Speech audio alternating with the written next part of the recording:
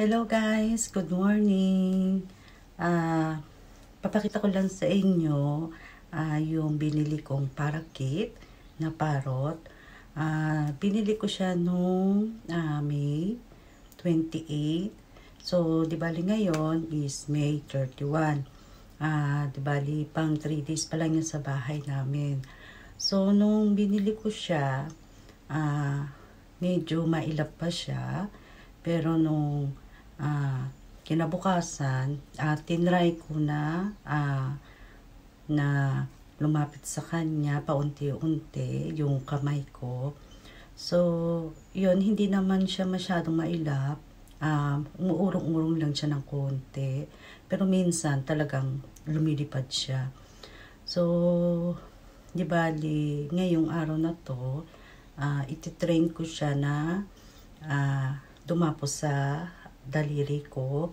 Kasi nung kahapon, tinry ko siya na tawag dito, hawakan, haplusin yung sa ano niya, sa tiyan ba niya yun. Yun, naan ko naman siya, nahawakan ko siya, nagpahawak naman siya. And then, tinry ko din magpakain sa kanya. So, nilagay ko dito yung pagkain niya, yung seed, at ayun, kinain naman niya. So, di bali,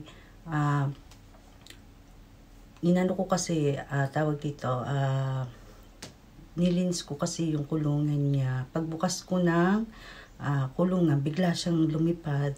So, hinayaan ko na lang. So, di bali nandun siya sa sa may halaman na plastic. Dumapo siya doon. Tapos, doon, tinry ko siyang,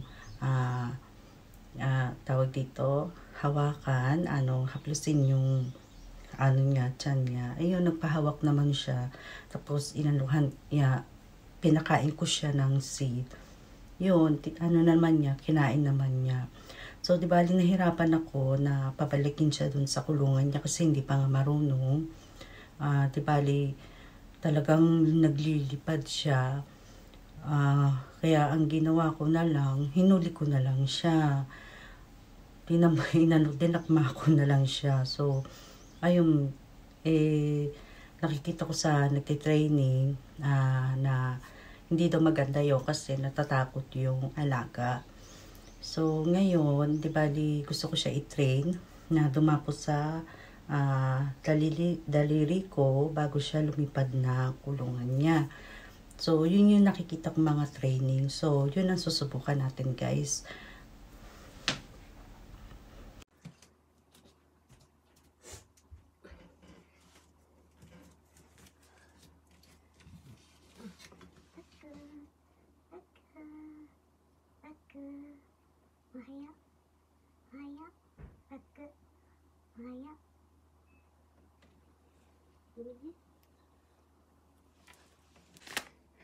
So, ayan, itatry natin. Yung loob, mamaya ko na siya lilinisin. So, try natin. So, saan ba tayo magano?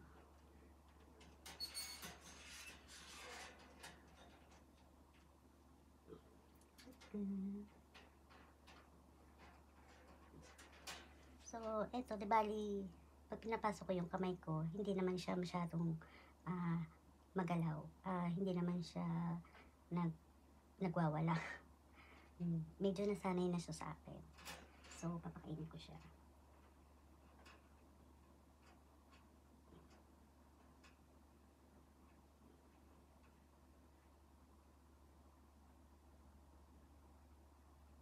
Mukhang inaantok pa yata ito eh.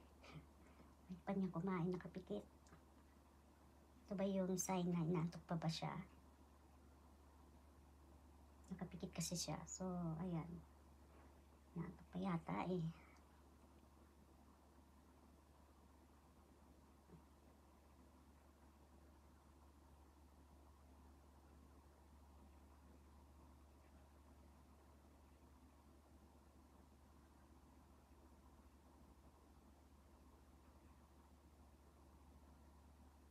Kasi parang inaantok yata.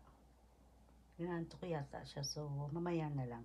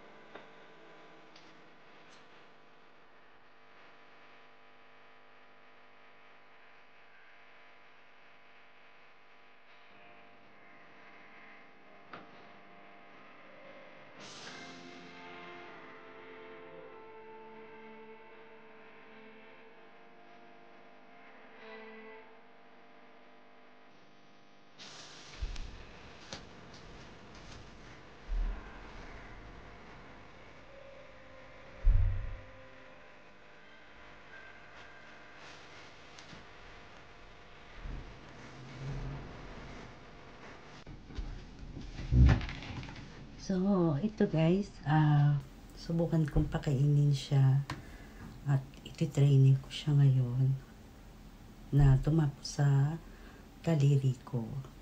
So, ayan, mukhang gising na naman siya kasi kanina parang inaantok.